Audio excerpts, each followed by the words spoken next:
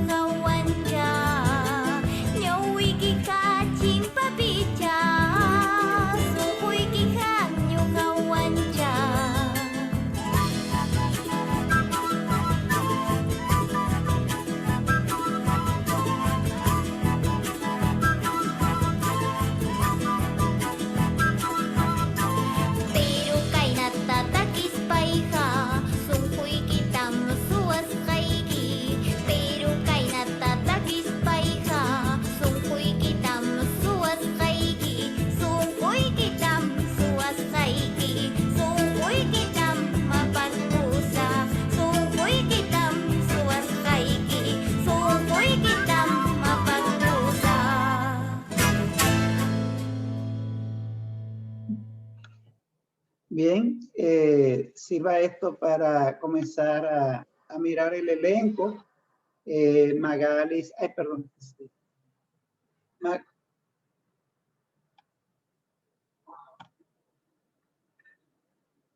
Perdón.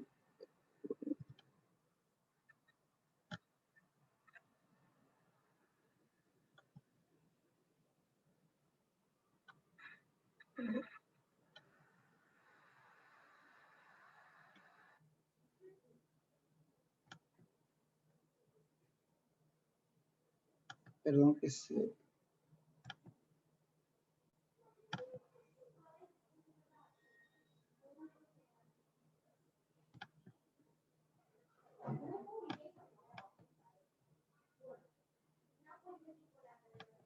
Bueno, se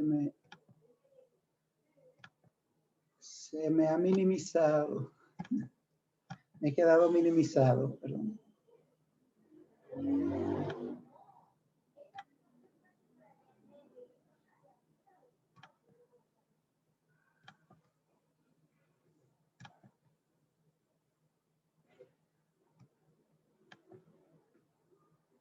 Perdón.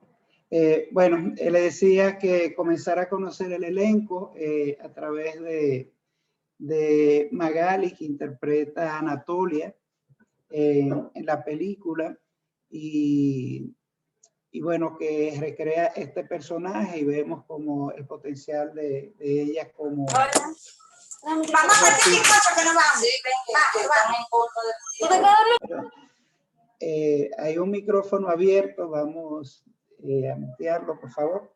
Ya yo lo sé. Bueno, entonces con esta película, Retablos, cerramos el ciclo de películas que han tenido reconocimientos muy importantes y distinciones en distintos festivales. Yo sé que hay personas que le pasan por la mente películas que se han llevado grandes premios en los Óscares, pero realmente es la intención de que nosotros veamos la diversidad del cine y entender que las premiaciones que reciben las películas de cine independiente son diferentes a esas superproducciones que salen de la industria. Esta película en particular cosechó una cantidad de premios, comenzando en Perú, que gana los premios más importantes en Lima, en Berlín, estuvo en Berlín, Chicago, La Habana, Huelva. Saber que La Habana hasta hace muy poco era uno de los premios latinoamericanos más codiciados del cine, sobre todo para el cine independiente. Huelva, San Sebastián, Guadalajara, y representó a Perú en los premios Óscar, donde no tuvo la suerte que tuvo en los otros festivales, pero que ganó mucho reconocimiento. Entonces, estamos ante una película, yo creo, muestra lo que es el cine independiente y cómo desde lo local se abordan problemáticas universales. Ya eso es muy contundente. Con un director que presenta, se muestra a través de esta que es su ópera prima, con un pequeño documental, un pequeño corto sobre la misma temática, y que logra financiamiento de 3 países muy importantes como Francia, Bélgica. Y bueno, un buen producto, una película sumamente interesante que mezcla diferentes problemáticas y que hoy nos van a mantener entretenidos en este foro cuando comencemos a dialogar sobre los mismos. Entonces, para comenzar en cuestión, Cecil, voy a compartir el tráiler porque eso siempre le detona a los participantes del foro sus escenas favoritas o las cosas que le llamaron le llamó la atención de la película. Vamos a ver el tráiler, los avances, como decían en los cines de los pueblos.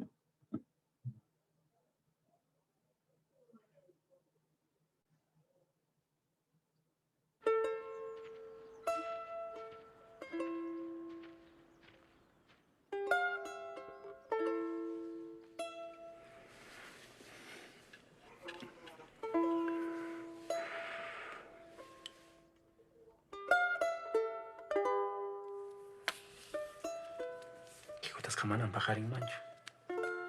Au kalian kana ki pai kuna ta uire nei ki pa.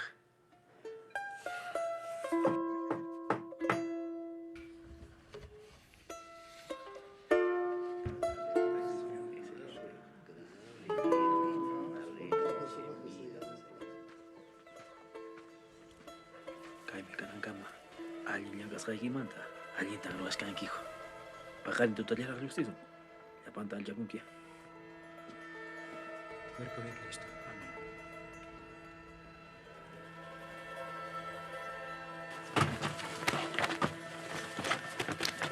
Chayna kaptikim taytay kips hukman rayachkan hijo. Imanas katman nariran kichpay unyamkaq.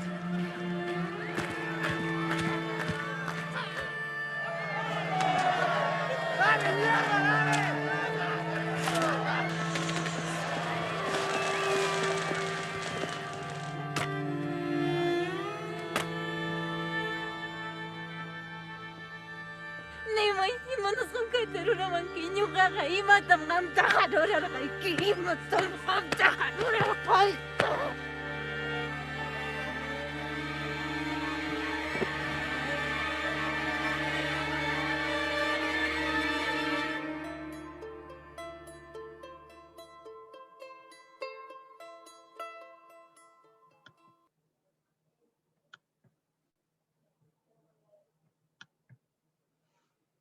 Dejo de compartir. Aquí vimos distintas escenas que nos pueden conectar con este drama que tiene varios ejes de conflictos y que se van desentrañando a lo largo de la película. Realmente es una película con muchos retos y con un discurso de rescate, comenzando con que la película se habla en quechua y esta idea surge de la misma Magali, quien también canta en quechua y habla de la importancia de visibilizar no solo esta zona lingüística, sino también la lengua que es hablada por más de 10 millones de personas en diferentes países de Sudamérica. Hubo mucho punto de vista encontrado entre la producción, la dificultad para rodar una película con un elenco que no, con un staff que no todo el mundo hablaba quechua, y a lo que se le agregaba la altura a la que estaban haciendo la película, que el director quería tener un escenario lo más parecido a las zonas rurales más desfavorecidas de esa zona lingüística y a más de 4.500 metros de altura. O sea, estamos hablando de una altura superior al Pico Duarte, o sea que grandes retos que hicieron que la película le tomara al director unos 9 años. O sea, eso es un proyecto temporal que una suerte que se sostuviera y que pudiera tener el éxito cuando se exhibió. Hay alguien escribiendo, estamos escribiendo en el chat, vamos a ver. Ok, bueno, Luis, qué bueno que está aquí. Cuéntanos, ¿viste la película?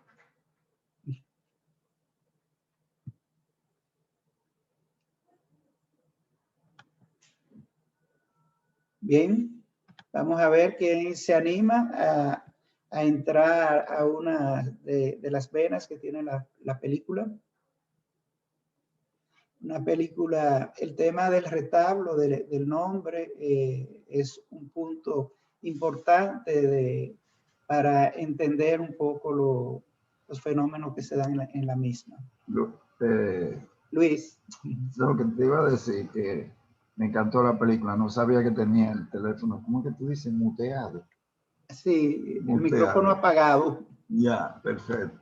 Fíjate, yo tuve la suerte, si se puede decir,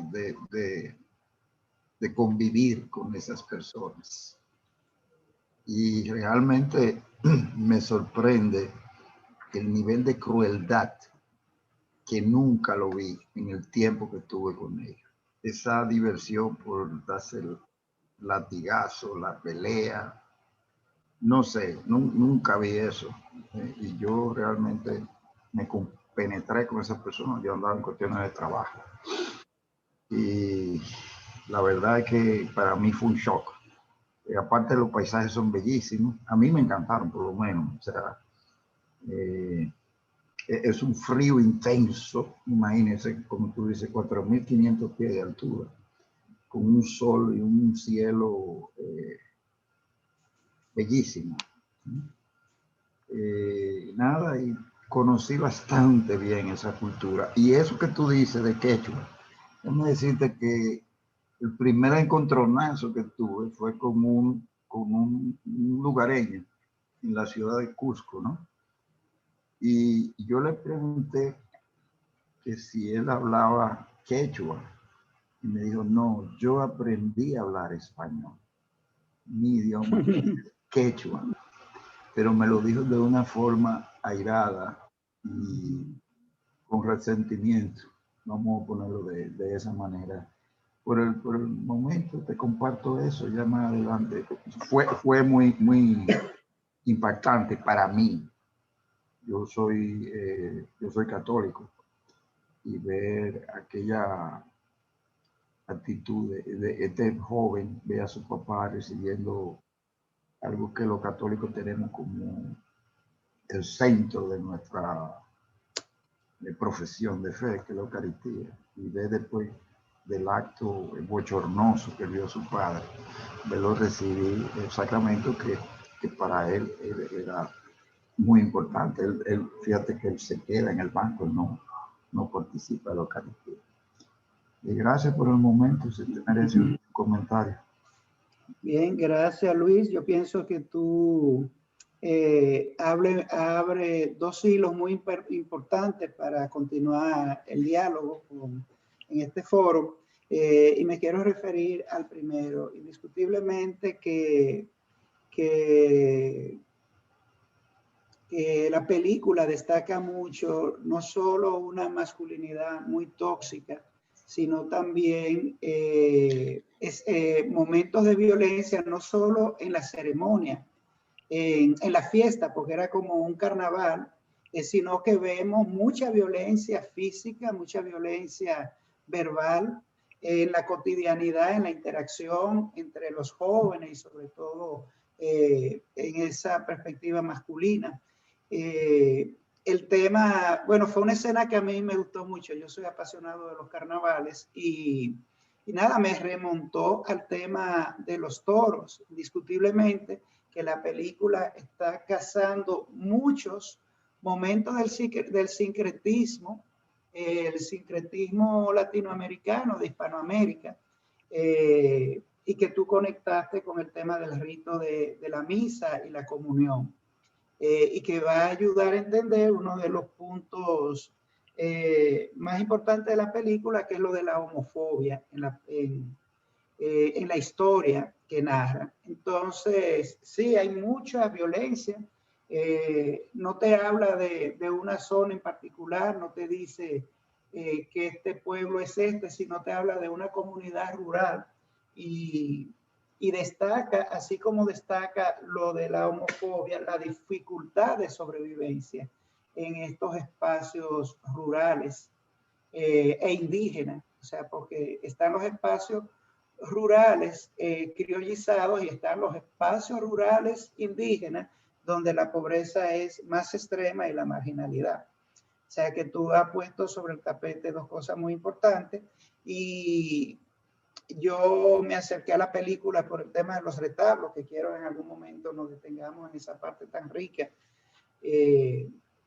porque realmente tiene mucho que ver con el trasfondo del sincretismo y con esto de qué pasa con esta homofobia que indiscutiblemente tiene el peso, el sello de eso que tuviste ahí.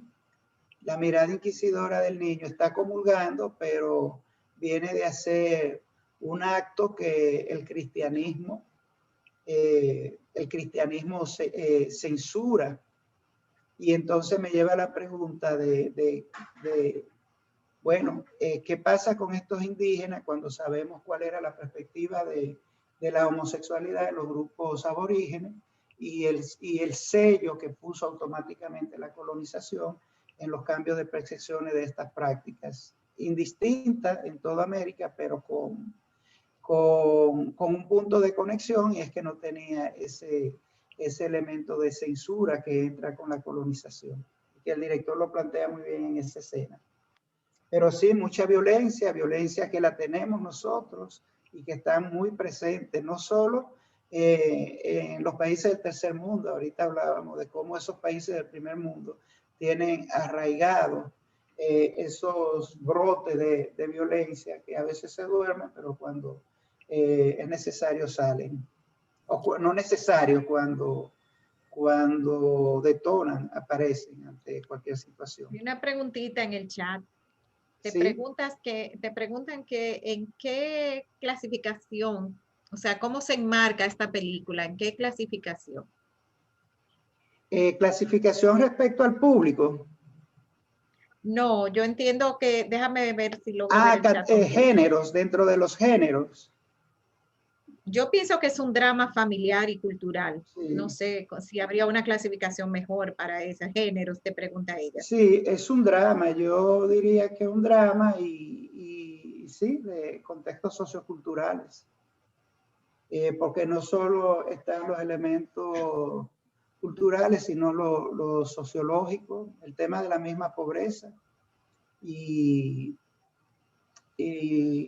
la configuración, la conformación histórica de esto. Es un drama familiar, creo que es el otro componente importante.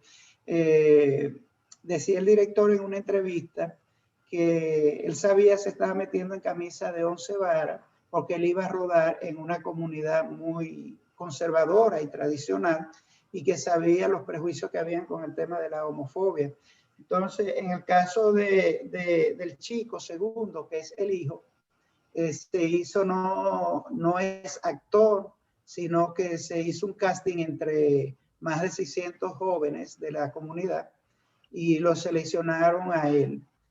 Sin embargo, cuando le presentaron el guión a los padres, porque en el momento él tenía menos de 15 años, los padres reaccionaron y dijeron que, como pasa en la película, fue una de las cosas que más me interesó de la película, que en la película en ningún momento se dice homosexual, ni se dice gay, ni se usan los peyorativos que se usan de mariquita, pájaro, nada de esto. No se nombra, sencillamente no se nombra.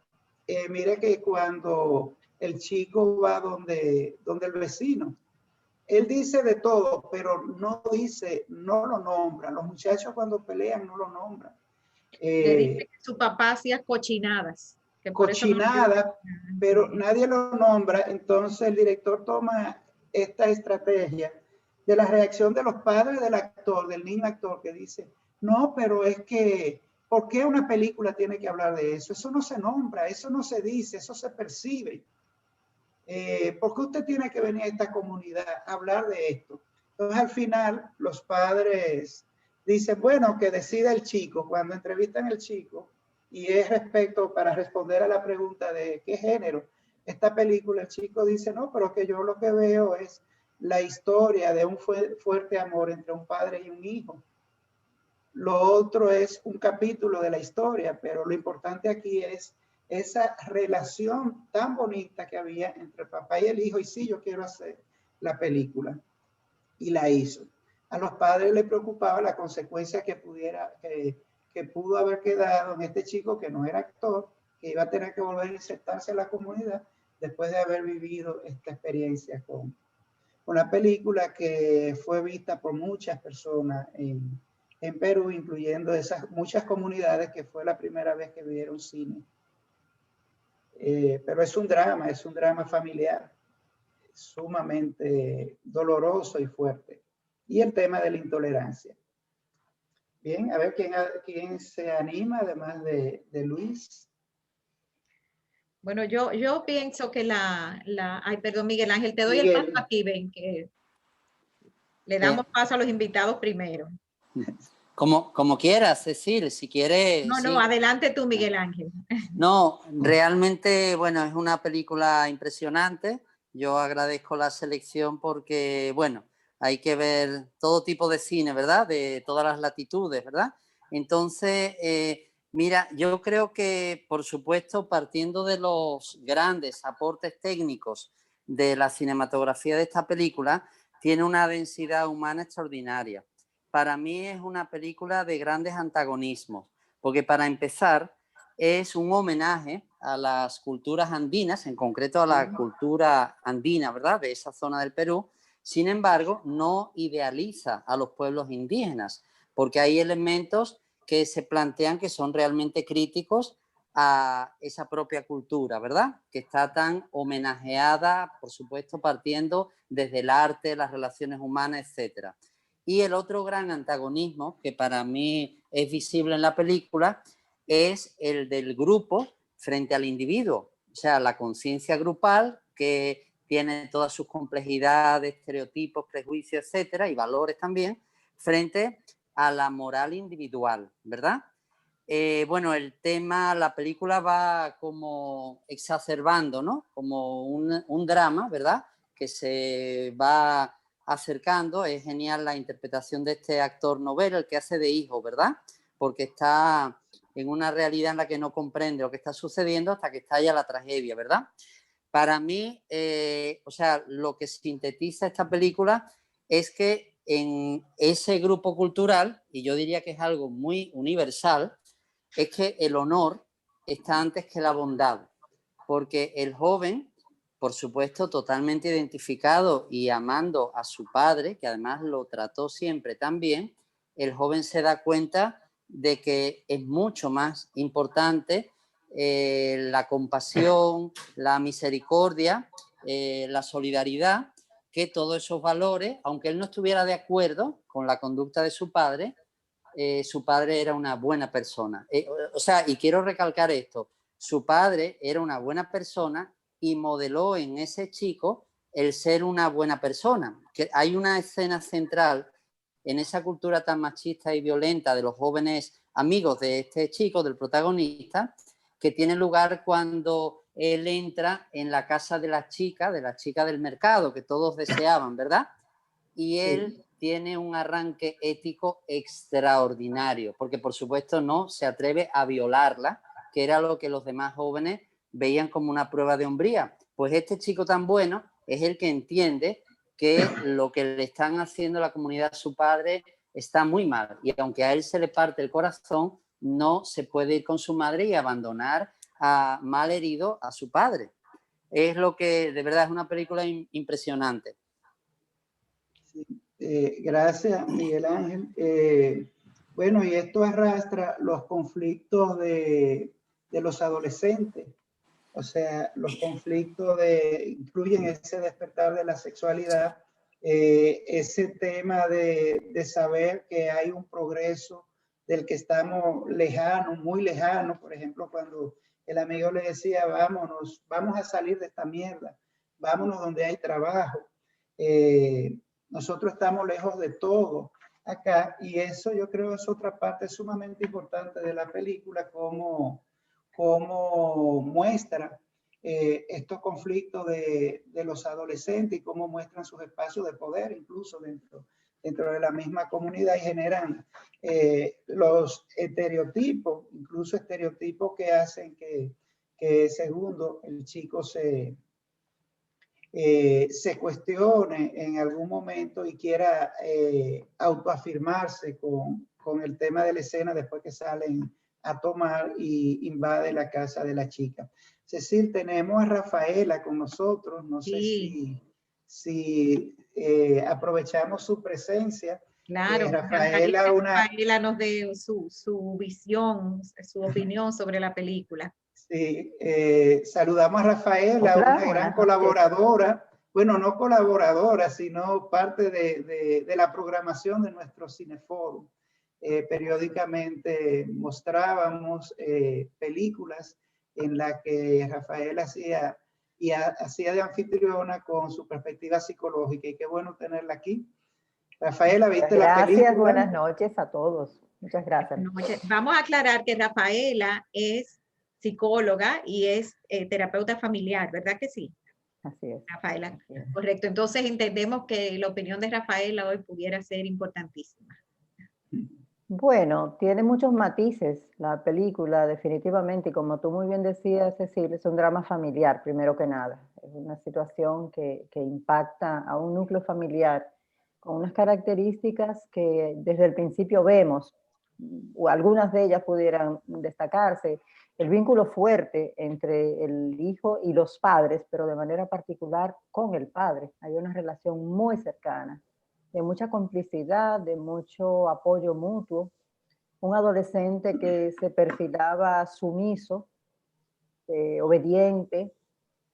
Si no se hubiera ido, digamos, el guión hacia los aspectos tan dramáticos que vimos, probablemente ahí había una historia también, cómo este adolescente acataba esa trayectoria, esa dirección que se había establecido en la familia para él, probablemente sin preguntarle, sin que él tuviera nada que decir. En algún momento la madre le dice, tú siempre quisiste eso, pero teníamos que preguntarnos si de verdad él quería eso. Sin embargo, por la relación y por la cultura, ¿verdad? Donde se desarrolla todo, el chico manejaba eso con aceptación, incluso con buena disposición, era diligente en su trabajo, estaba vinculado, estaba realizando un proceso de desarrollo bastante, digamos, claro y homogéneo en términos de su relación con el padre y el trabajo.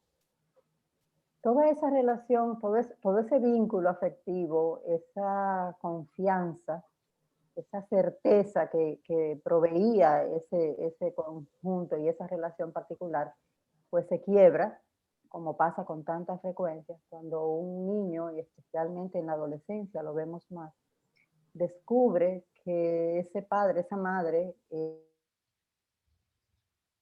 como ellos creían, ¿sí? Se dan cuenta de que algo contradice lo que me han enseñado o lo que me han planteado como válido. Y eso no solamente cuestiona el rol del padre y la figura del padre y la relación con el chico, cuestiona incluso los principios que ordenan la existencia. Un jovencito en esas circunstancias es que se le mueve el piso, es que su visión del mundo se desestabiliza, ¿sí? Porque todo lo que él creía y confiaba dependía de lo que sus padres le estaban planteando, especialmente en la relación con el padre, como digo. ¿Qué significa este quiebre? Que entonces sale toda la rebeldía por este hecho que siente como me fallaste, no eres lo que pensaba, pero también a lo mejor acumulada la rebeldía por tantas, no decir lo que pensaba, por tanto no pensar como quisiera, sino como debiera. O sea, en un adolescente se pueden dar en un momento determinado de un hecho que a lo mejor no solo ese hecho la está determinando y detonando, sino que es un cúmulo de situaciones. Y me parece que ahí con el jovencito, con Segundo, un poco pasó eso. Vieron la reacción tan intensa, exponiéndose a riesgos, latigándose, o sea, haciéndose daño al mismo, que probablemente también tendría que tener varias lecturas ese momento de la flagelación, de la autoflagelación, porque de un lado era hacerse daño como para desahogar la rabia, pero también la culpa por estar sintiendo lo que tenía que sentir respecto del padre. Y esa ambivalencia en términos de lo quiero, pero me decepcionó. ¿Qué hago con eso? O sea, se estaba definiendo en ese momento muchas cosas en la vida de este chico. Y creo que fue un momento clave de la película donde él sacó un poco de esa rabia de la manera que pudo, después pudo configurar de nuevo lo esencial, después pudo retomar lo que valía más para él, que como decía Miguel Ángel y los compañeros anteriores, pudo ver qué era lo más significativo en todo esto. Bien, gracias Rafaela. Y yo voy a introducir una pregunta. ¿Son los retablos gratuitos en esta película? Porque tener esto no es solo en la estructura de la película una manera de hacer marca país con una artesanía.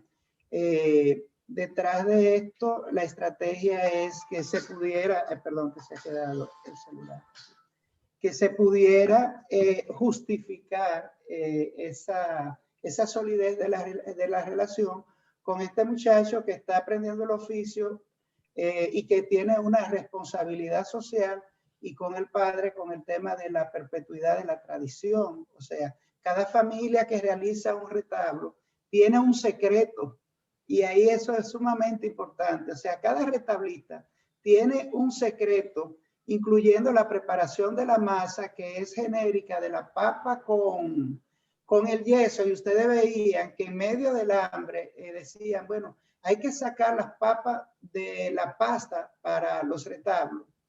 y estas son las que vamos a comer. Pero hay un secreto que el papá le iba pasando y tan pronto él inicia en este tema de la técnica del retablo, ya lo está consagrando. Entonces, no solo la relación del padre, sino que el chico está salvando la tradición familiar de esta práctica ancestral, que era lo que le daba el prestigio a la familia. Mira que el papá se muere y él se echa retablo, recoge los pinceles y se va, no sabemos a dónde, con el taller a cuesta. Pero era también ese compromiso con papá, pero con ese compromiso con seguir la tradición. Y la percepción del grupo, por ejemplo, cuando él salió con el retablo, que le dijeron la casita de Barbie, que fue como el apelativo más gay que pudieron hacer en esta manera de no nombrar el fenómeno en la película. Bien, ¿alguien más? Eso es como no era él que había tenido ese tipo de relación homosexual, pero él fue castigado igual que el padre. Y a mí me sorprendió la violencia verbal y física. Yo no sé si en verdad eso es real allá, pero fíjate que cuando los muchachos peleaban, otros los instigaban a que le diera más duro, a que le diera, que no se dejara dar. O sea, la violencia fue bastante fuerte, tanto de joven a joven, como al ladrón, como al padre, como al niño por ser hijo de ese hombre. Muy, muy terrible. Incluso yo entiendo que la madre a su manera también se fue de ahí huyendo a que no la violentaran a ella también. Sí, Rosalina tiene la mano levantada. Sí, no la veo levantada, ¿no? Sí. No se escucha, Rosalina. El papá, yo tengo el micrófono, no sé entonces qué pasa. Se oye lejos. Déjame.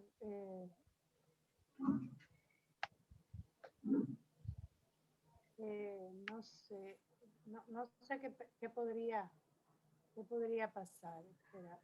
Bueno, que tome otra persona la palabra entonces, en lo que yo entiendo qué es lo que pasa aquí. No sé. Se está oyendo, Rosalina, pero un poquito lejos. Bajito. Déjame acercar. ¿Puedo entonces yo incorporar algo, lo que tú lo acomodas? Sí te oye mejor. Ahí sí. ¿Se oye mejor? Y ahí sí, ok. Ahí sí. Sí, es que me estoy acercando. Que el papá era muy buen instructor, era una persona muy paciente con él, era un maestro muy magnánimo, muy comprensivo, le daba, o sea, en ningún momento se impacientaba, era como muy bueno introduciendo a su hijo en el oficio. O sea, que concitó, vamos a decir, el cariño del hijo por el oficio, porque la transmisión que se hacía era una transmisión muy tierna de padre a hijo. Además, el oficio, en el tema de estructuras sociales, era un oficio que estaba más elevado que ser un agricultor, de manera que él tenía en la escala social también tenía un puesto de más consideración que los otros que iban a recoger algodones al campo. A mí me parece que el hijo en el fondo aprendió a querer a ese padre por la ternura que ese padre le transmitía. Y en un momento tuvo una crisis muy grande por la incoherencia que él vio en ese padre y por lo que culturalmente él entendía que no estaba bien, porque esa era su cultura. Pero cuando el padre ya se queda solo, que él ve que esta persona ya está solo, que todo el mundo lo abandona, entonces él, como que esa compasión, se le brota esa compasión en él de darle a ese padre el cuidado, el cariño, devolverle a esa persona que está destrozada. Además que él había sufrido ya en esa cancha las burlas, los maltratos. O sea, él ya se había puesto en lugar del padre cuando lo golpearon en esa cancha. Solamente por imaginar que su padre era así, le estaban endilgando a él una culpa. Y él hizo un proceso como de transferencia de ese dolor al dolor que pudo haber sentido su padre por no responder a esas aspiraciones culturales de heterosexualidad. De manera que, o sea, sale en él toda esa ternura hacia su padre, vamos a decir, en retribución por eso que él había sentido todo el tiempo, porque fue muy tierno el traspase, la enseñanza, el magisterio, vamos a decir, fue muy tierno del oficio. Bueno, por ahora eso. Gracias, Rosalina. Diamela quería decir algo. Bueno, primero lo que tú preguntaste, que si era pagando la gente por los retablos. Yo pienso que sí, esa era su manera de vivir. La gente le encargaba. Ahora él regalaba algunos, como a la iglesia, me imagino, pero él ganaba mucha plata con eso. Con eso era que él se mantenía. Eso es lo primero. Y lo otro fue que a mí me sorprendió muchísimo de que el gay fuera el papá. Porque yo todo el tiempo estuve pensando, yo sabía que se había ganado un premio. Primero, lo único que sabía, yo no había visto la película, era que se había ganado un premio en el Festival de Nueva York de LGBT. Y yo digo, bueno, ahí va a haber algún gay. Eso yo sabía. Yo desde el principio pensaba que era el hijo. O sea, porque para mí varias cosas del hijo me hacían la impresión de que él estaba como por definirse, era. Pero que él iba a ser gay, todavía no lo sabía, pero por cosas que pasaban, aparte de la ternura y todo eso, también él en sí me parecía cuando él, a contrario de lo que dijo Rafa, yo no sé si fuiste tú ahora, no me acuerdo si fue Miguel, que él era tan bueno que él cuando fue a la señora que todo el mundo decía que, qué sé yo cuánto, esa es la mía, qué sé yo cuánto, y él la vio y todo, y la destapó y la dejó. Para mí no fue, en ese momento yo no pensé que qué bueno y qué principio, sino que era que él realmente lo iba a hacer por todo lo que le decía a los muchachos, pero en el fondo no le atraía para nada a la mujer. Y al verla, menos tampoco, dormida ni nada. Y se fue. Ahí fue una cosa que pensé. La otra que pensé fue que en la fiesta él estaba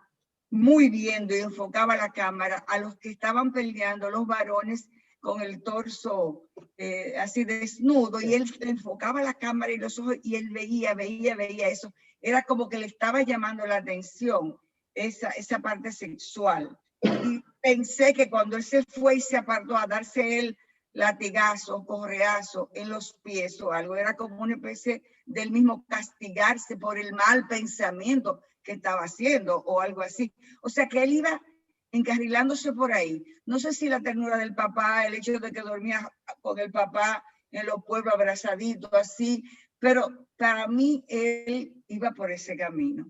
Entonces cuando fue el papá la cosa, yo me sorprendí muchísimo porque yo no me lo estaba esperando. Pero comencé a asociar entonces con el papá, cuando el papá se bañaba y se restregaba tanto la espalda con la esponja, como para quitarse el sucio, la mancha, la cosa de lo que él estaba haciendo, porque él venía de haber estado con el hombre. Y el niño, el muchacho, el adolescente lo imitaba bañándose también, y también se restregaba y todo. O sea que él estaba imitando todo lo del papá, y muy fácil que él podía caer ahí, en la misma atracción del papá. Bueno, Incluso Rafaela puede... Perdón. Lo último, nada más que la mamá le dijo, incluso cuando él no se quiso ir con ella y como cuando le estaba peleando al papá, le dijo, y si tú como que me le hace algo a mi hijo, yo te mato, algo así. O sea, como que ella veía que también el papá podía o haberlo estado violando o algo. Ya paré ahí. Bueno, yo pienso que Rafaela puede ayudarnos en esta parte. Yo lo que pienso es que eran mundos de sensibilidades diferentes.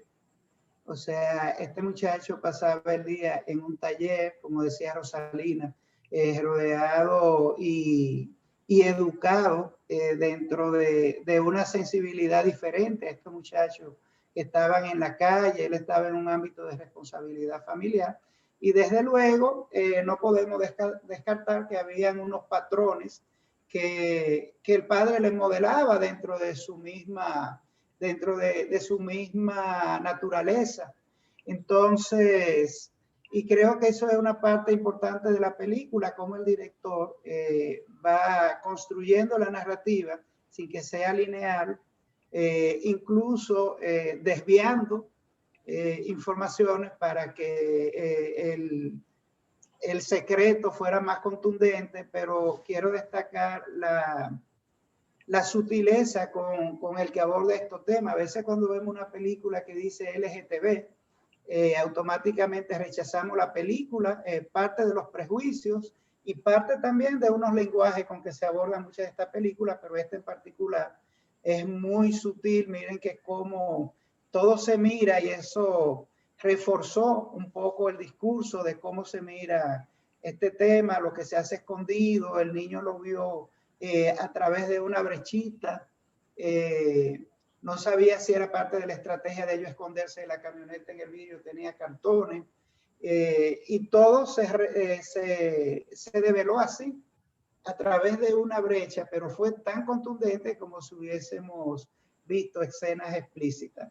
Y el impacto emocional para Segundo, como si nosotros hubiésemos visto un gran plano general y no ese fragmento de lo que estaba pasando en la cabina de la película, de la camioneta.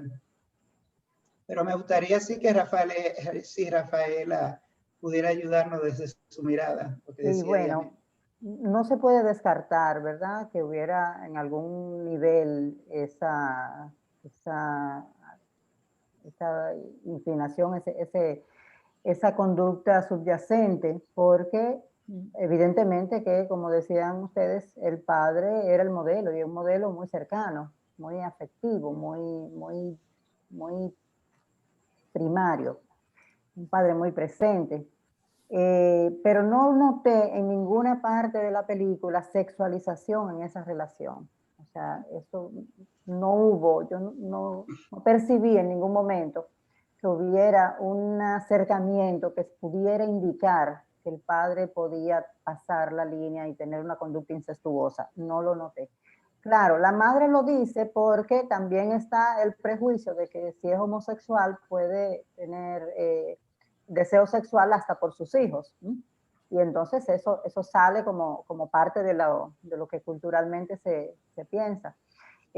Pero sí me parece interesante fortalecer un poco la idea de cómo este chico da el salto, cómo hace el cambio de su rabia, su resentimiento y su conducta autodestructiva que estaba gestándose ahí, a esa conducta de validación del padre como persona, de recuperación de este vínculo y de retaliación un poco de lo que ha vivido.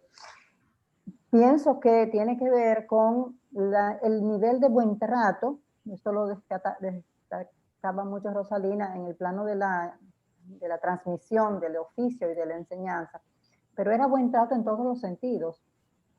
O sea, es más fácil para un hijo perdonar una conducta X de un padre cuando su vínculo no está lesionado. Es decir, el padre no hizo nada que rompiera el vínculo con el hijo, al contrario.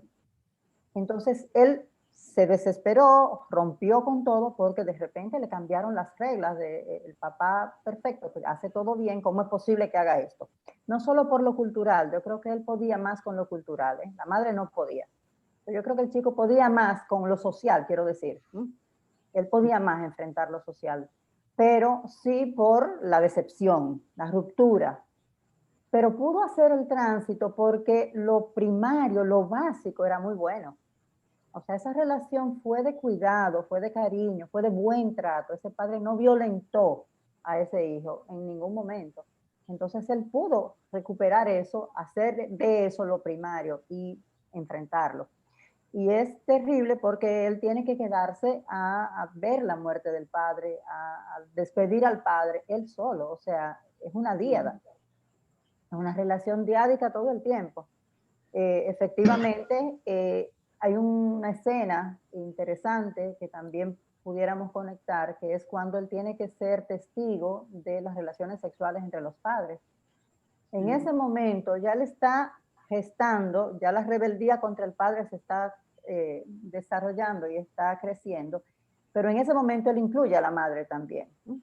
Y rechaza el acercamiento de la madre. Es como la lectura podría ser, tú también eres cómplice de esto, tú también aceptas esto. Es decir, entonces se queda aislado, no puede relacionarse con ninguno de los dos. Eso fue un momento muy crítico, porque muchas veces pasa con los adolescentes y ese es el momento en que se desvían y asumen conductas desbordadas, conductas desadaptadas, porque no tienen ningún sistema de apoyo. Entonces, con relación a cómo él se manejaba socialmente con el grupo, no, mira, no me sorprende tanto el nivel de violencia en el grupo de adolescentes y la instigación a la violencia de unos a otros. Eso incluso lo vemos nosotros aquí, en muchos sectores. O sea, no es tan poco frecuente. Pero realmente a este chico, en buen dominicano, le faltaba tigueraje. O sea, él no tenía respuestas típicas de los varones de su entorno. Él estaba junto a su papá trabajando todo el tiempo. Fíjate que el amigo le decía, es que tú todo te lo tomas muy serio. Todo no es tan serio. O sea, un chico criado en una familia donde su nivel de participación externa estaba muy controlado, muy supervisado, y su tiempo más enfocado a la relación familiar y al trabajo en la familia. Muy bien, Rafaela puso sobre el tapete el tema de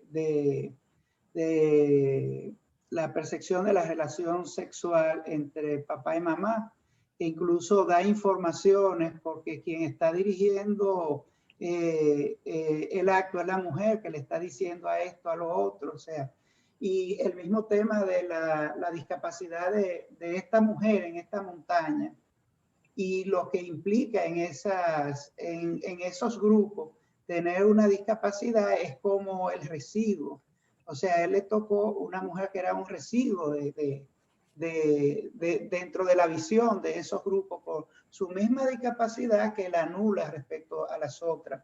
Y cómo él carga con esto y esa escena en la que ella está tomando el control del acto sexual y que el chico lo escucha. Pero también hablamos de algo que es muy común en las culturas de la pobreza, que es el tema del hacinamiento, o sea, como la falta de esos espacios individualizados de privacidad y cómo todo se mezcla y generan unos catálogos no solo de violencia, sino dentro de las mismas sexualidades, como por ejemplo el tema del incesto que quiso salir aquí y que Rafaela aclaró muy bien.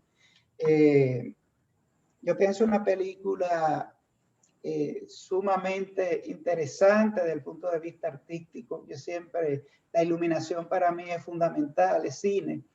Cómo logran en esos espacios interiores destacar lo que se quiere destacar y cómo a través, vuelvo al retablo, hablaba del posicionamiento, el prestigio que tenía el padre, que lo distinguía un poco de los demás y garantizaba un estatus a la familia. Bueno, hay muchas cosas que podríamos seguir hablando. Si alguien más tiene algún comentario, quisiera aportar algo más. Yo quiero aportar también en relación a algunos comentarios, ¿verdad?, extraordinarios que estamos escuchando. Por una parte, insistir en la conducta ética y valiosa de ese joven, ¿verdad?, que no es casual que se contextualiza no solo en su cultura indígena, sino en la cultura también católica de Perú, ¿verdad? Esa escena de cuando va a comulgar, porque para mí este joven me evocó al buen samaritano, o sea, me evocó esa parábola tan conocida, porque él saliéndose de los márgenes, pues demuestra la misericordia, el amor máximo, ¿no? Hay otro elemento que solamente quiero citar, porque también se ha aludido aquí, es el de la violencia. Cecilia en su intervención comentó, ¿verdad? Y también el señor que habló al inicio, el señor Luis, habló de la violencia también que él le sorprendió. Yo quiero destacar que en esa película, me imagino que con toda intencionalidad, hay una ausencia absoluta del Estado, ¿verdad? O sea, del rol regulador. Y bueno, realmente si ahí no había una presencia positiva de la fuerza pública, de una policía que de verdad proteja a las personas, pues evidentemente esas comunidades autoorganizadas en las que todos tenían que aportar, pues tenía que desarrollar ese rol también desagradable, ¿no? Y por último, yo quiero destacar el papel de la que tal vez para una mentalidad abierta, en cierta manera hace el papel hasta cierto punto de la mala, ¿verdad? De la mala pero profundamente dolida, que es la madre, con esa intervención de persona coja. Vamos, yo no sé si esa actriz es coja, porque es que yo creo que no, que la he visto en otras películas y no. Y hace, o sea, actúa extraordinariamente. Bueno, a mí me evocó el trabajo de la psicóloga Esther Perel cuando ella habla del dolor en los casos de infidelidad, del dolor de la considerada víctima, ¿verdad? De la persona que sufre la infidelidad. Creo que eso es muy interesante porque el dolor de la madre, a pesar de estar totalmente condicionado por esos prejuicios culturales, es un dolor muy auténtico, pero evidentemente muy magnificado por el contexto cultural. Yo no me identificaría con esa exageración de cómo lo viven, sino con la actitud solidaria del joven, pero hay que entenderlo también. Sí, bueno, Luis, Miguel abre un hilo interesante y es que hablamos de una infidelidad, pero no la infidelidad más común, podríamos decir, de un hombre con una mujer. En este caso, y recuerdo una película de Madonna de los 80, El cuerpo del delito, donde el personaje que hace Madonna entra en una crisis porque descubre la infidelidad de su pareja, y ella decía, es que yo soy una mujer que puedo competir con cualquier mujer, pero me siento impotente de competir con un hombre. Y entonces ese drama de la infidelidad de parejas heterosexuales, donde la infidelidad se da en el ámbito homosexual, tiene una connotación mucho más contundente y difícil de interpretar. Rosalina tiene la mano levantada. Pero el micrófono cerrado, Rosalina. La intervención de Miguel Ángel, en que tú aclaras que la actriz no es coja, que hace un papel magistral, pero ¿por qué el director la pone coja? Entonces, yo entiendo que justamente una mujer coja en una cultura donde hay que trabajar mucho y además no es una cosa especialmente como agradable para ningún hombre, etcétera, etcétera, justamente es que él entiende, si él se sentía que era homosexual, él entiende que esta mujer va a tener menos demanda hacia él desde el punto de vista sexual, porque eso entonces se puede interpretar que él escoge a esta mujer también ya condicionado por la identidad que él está percibiendo que él tiene. Entonces coge una mujer que es como que no es tan atractiva, que no está tan en competencia para muchos hombres, en fin, hay ahí como como algo interesante que se puede connotar. Otra cosa es cómo la abuela apoya a esa madre, o sea, cómo culturalmente hay un código compartido, unos valores compartidos entre toda esa comunidad. El único que por amor brinca todo eso es el niño, porque todo el mundo ahí está de acuerdo. Imagínate en esa cultura que una mujer abandone su marido apoyado por su madre, es decir, la abuela, que dice vámonos. O sea, es como tan la oposición a esta conducta es tan grande y tan acorde imagínate, una mujer, ¿por qué en esa cultura, por qué una mujer abandona a su marido? Casi en ningún caso eso es bien visto. Pero en este caso había todo una puesta en común de rechazo a eso, que el único que logra saltar esa barrera por amor es ese niño. Yo pienso que ahí es donde está como el meollo de toda la cuestión.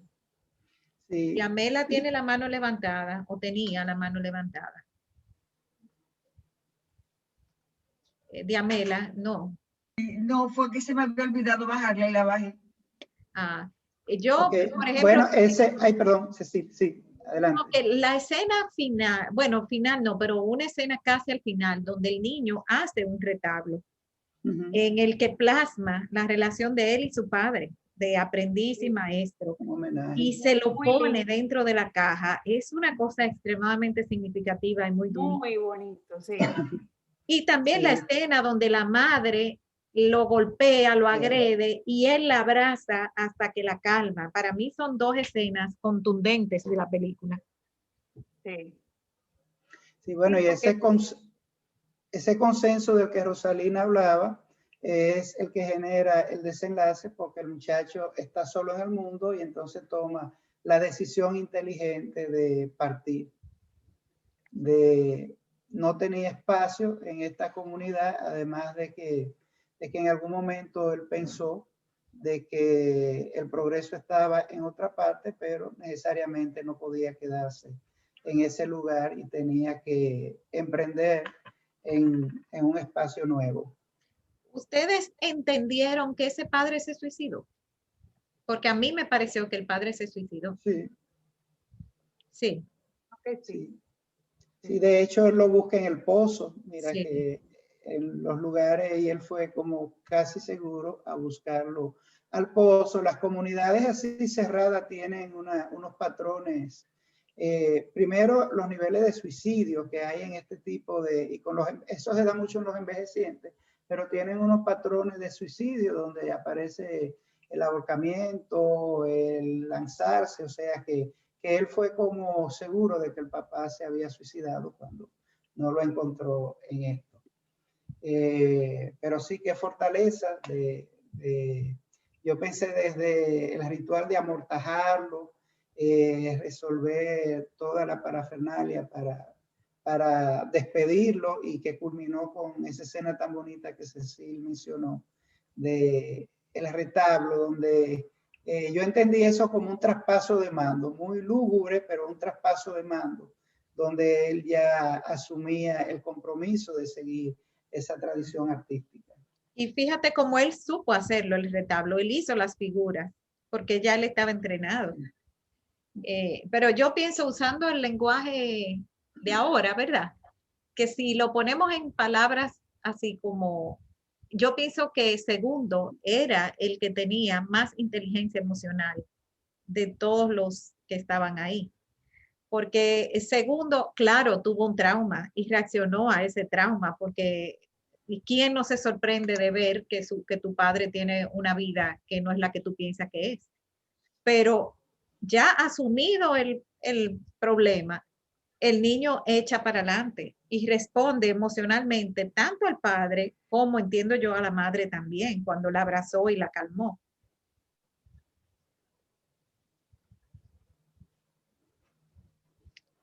Bueno, Lenín, no sé si, bien, lo interesante interesante estamos esta conversación tan interesante aquí. Creo que Luis puso unos comentarios sobre la hoja milagrosa, la coca, que allá resuelven todo con la hoja milagrosa, la coca. Y se llega a que ahí no hay vías ni caminos, se llega a lomo de mulos. Es bastante agreste eso, difícil de caminar por ahí entre esas alturas y entre todas esas piedras.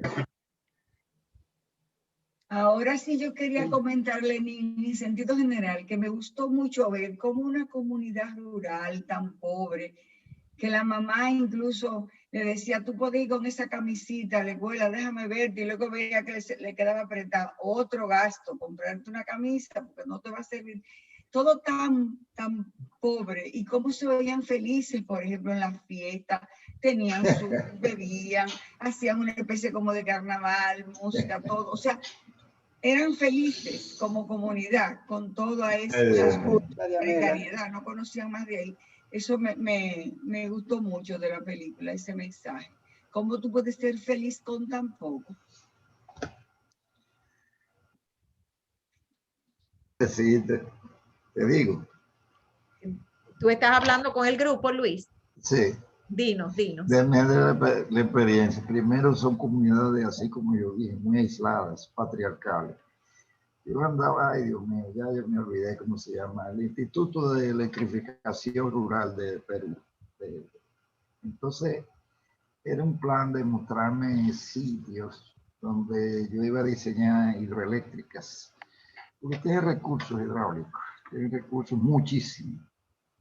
Y yo a veces me preguntaba, yo no sé si esta gente quiere que venga la luz eléctrica aquí, porque eso es una comunidad de patriarcales, ¿no? Y toda esa ley y toda esa lapidación y el latigazo y cosas, esas son leyes de la comarca, del núcleo, que no son mucha gente. Hay, pues, qué sé yo, una comunidad de esas pudiera haber, qué sé yo, 100 familias, 200, no sé, pero eran cosas muy pequeñas. Y yo creo que hasta la luz eléctrica no lo veían muy bien, no hacía muchas fiestas. Disfruté muchísimo, tomé, ¿cómo que se llama eso que hacen? Ay, Dios mío, la botella amarilla esa, la botella. El mate. No, eso tiene otro nombre. Eso tiene un nombre, pero es una bebida alcohólica. Y sí, tuve que tragar esa cosa en un vaso de barro, de cosas, compartido entre 20 gente, alrededor de una cosa que se llama pachamanca. Pisco es la bebida, pisco. No, pico no, eso es fino. Eso es fino. Chicha, dicen aquí, alguien en el chat. Chicha, sí, yo creo que sí que es chicha. Es un tema, no me acuerdo, de maíz lo sacan. Pero de unos humos y ahí no se siente mucho, ¿no? Porque a esa altura, con ese frío. Pero déjenme decirles, son comunidades con un nivel de desarrollo muy elemental. Apenas uno que otro maestro se podía encontrar en algunas comunidades de esas que yo visité. Y ya les digo, en un mulo. O sea, es una realidad que a nosotros se nos hace difícil imaginarla, que en pleno siglo XXI estemos con comunidades a esos niveles. Y claro, eso de español, eso no, ni pensarlo. El idioma español ahí no entra. Eso es una virtud hablar español en esos sitios. Eso es algo preciado, como si yo hablara alemán aquí. O sea, para que se den cuenta el ambiente social que rodean esa. Sin embargo, yo entendí algunas palabras muy parecidas al español. Sí. Entre las malas palabras, sobre todo, y mijo, ella le decía mijo, y yo eso se entendía. Pero ven acá, Cecilia, tú no has visto nosotros dominicanos usando vocablos ingleses que no sabemos ni lo que significan. Yo conozco un comunicador que no hay forma como retuerce la cavidad bucal para lucir que suena como un angloparlante. O sea, yo te digo, o sea, hay idiomas que no se puede. O sea, estoy un tiempo en China y no había forma de que yo pudiese pronunciar la palabra como la pronunciaban en chino. O sea, porque tiene que poner la garganta, la nariz, la lengua, los dientes. Y eso lo cogen ellos desde chiquito, desde pequeñito. Y pasa lo mismo el quechua también, lo mismo.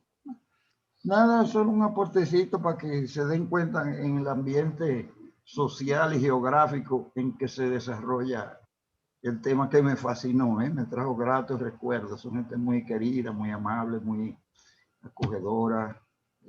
Bueno, la gente de los pueblos son así. En China pasaba lo mismo. los pueblitos pequeños, sin luz, sin nada, sin ningún servicio básico. La gente más cariñosa del mundo. Gracias. No, gracias a ti, Luis, por compartir tu experiencia.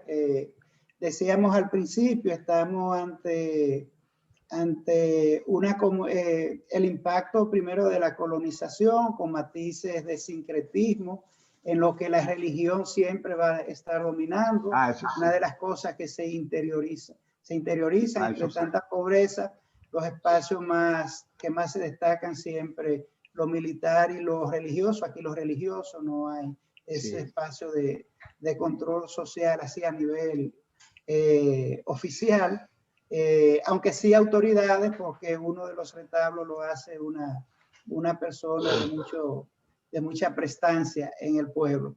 Fíjate que le decían maestro a él. Su título es maestro. Sí. El maestro y su relación con el poder económico, el poder de la iglesia, su relación con el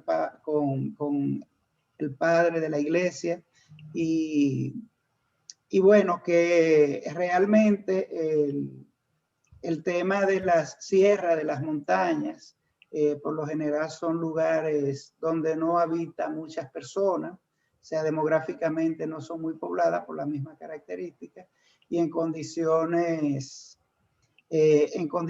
donde los servicios básicos no existen, y muchas precariedades, incluyendo los alimentos que se ingieren.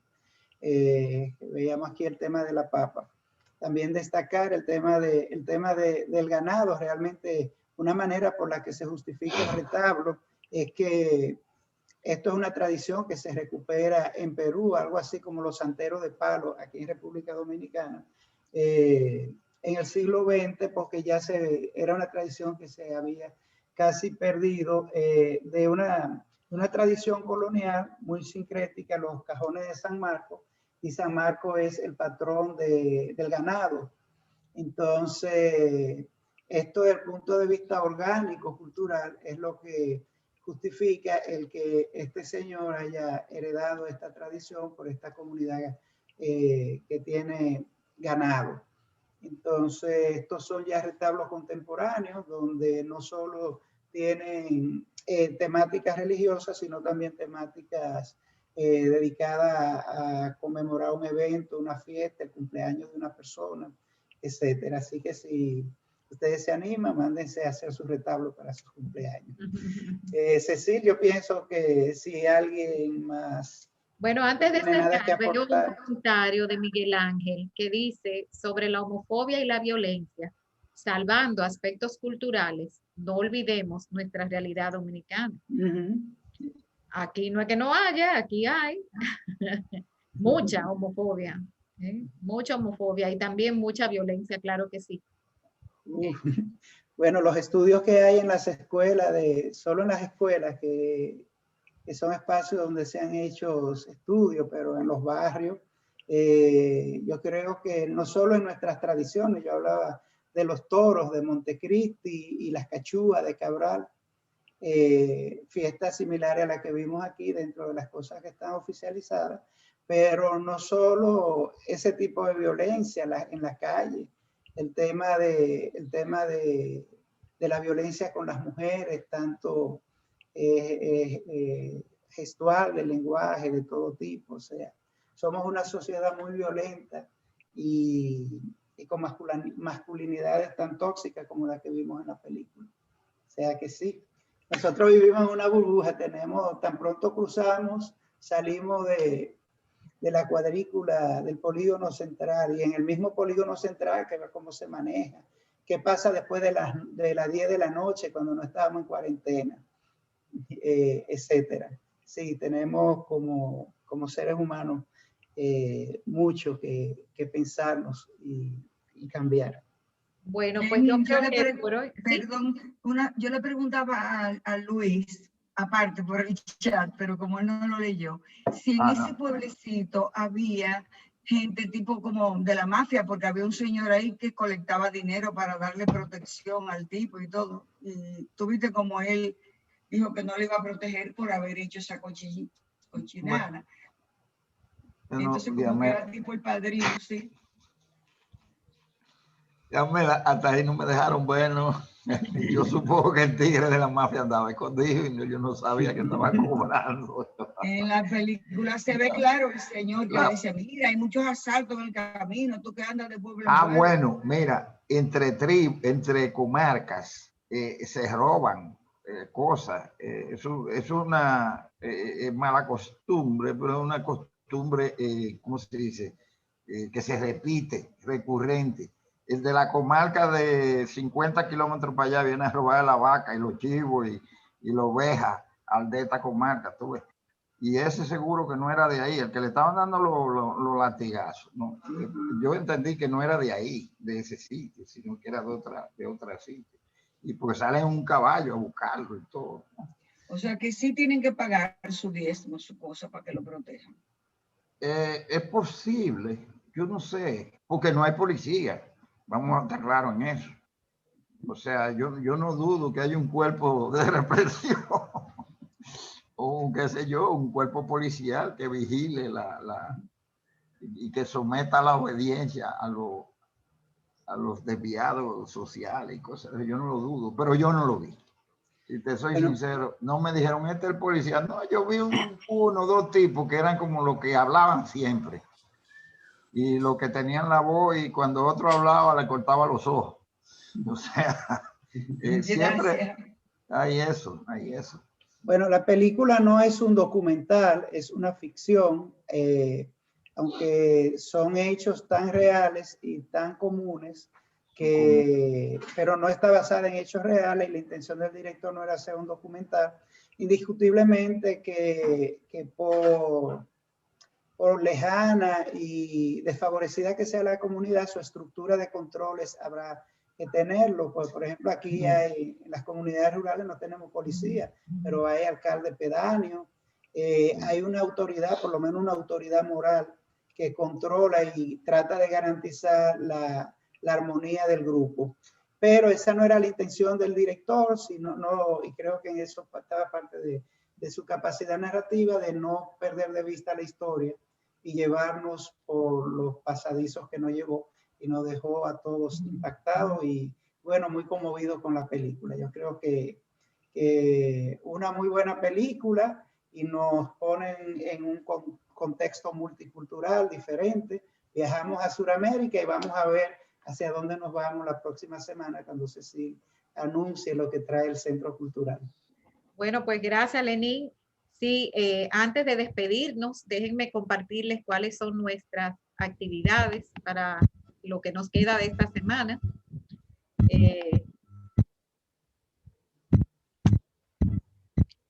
Bueno, pues mañana, como otros miércoles, vamos a continuar con Adolfo Gottschalk, el biólogo y paisajista, que esta vez nos va a tratar problemas con insectos. Fíjense que hay muchas plagas, hay hongos, hay muchas plagas, hay arácnidos, pero él va a tratar los problemas con insectos en nuestros jardines y cultivos. Por supuesto que esa mosquita blanca no va a faltar, ¿verdad? Entonces, eso es mañana.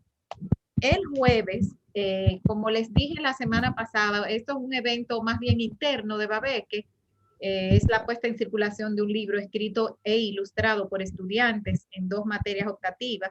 Es un proyecto interdisciplinario, pero me gusta presentárselo para que ustedes vean también el tipo de cosas que se hace a nivel de estudiantado en el colegio, y si alguno de ustedes tiene interés en temas educativos y quiere entrar, con muchísimo gusto. Eso es el jueves 28 de enero, como siempre a las 7:30. Y ya nuestra película de la semana próxima, vamos a empezar un ciclo que le vamos a llamar algo así como Desde la prisión o Desde el Entre rejas. Sí. ¿Cómo? Entre rejas. Entre rejas. Entre rejas. Y vamos a comenzar con este film histórico y real que se llama La noche de 12 años, donde se va a tratar el tema del cautiverio de Pepe Mujica, quien no sé si ustedes recuerdan que la historia, que estuvo preso 12 años, básicamente en solitario, ¿no? Eso lo vamos a ver en esta película y así vamos a continuar con 2 películas más tratando este tema de, ¿cómo fue que dijiste, Lenín? Entre rejas, de los encarcelamientos. Entre rejas. Entonces, amigos, eso es todo por hoy. Déjenme ver cómo dejo de compartir esto. Dejé de compartir ya. Sí. Okay. Darles las gracias a todos por su presencia, por apoyarnos siempre en nuestras actividades y muy especialmente en el día de hoy le quiero dar gracias a Rafaela Burgos por sus contribuciones, porque la enamoré para que entrara y nos apoyara con los temas familiares. Así que muchas gracias, Rafaela, por siempre cooperar con el Centro Cultural Babeque. Gracias a ti por la invitación y a todos. ¿Eh? Gracias a ti por la invitación y a todo el grupo. Muchas gracias. Bye, bye. Buenas noches para todos. Buenas noches, gracias. Nos vemos el martes. Gracias a ustedes por asistir. Buenas noches. Buenas noches, gracias. Sí, interrumpiste la grabación. No, no la he interrumpido. No, voy a interrumpirla ahora. Buenas noches.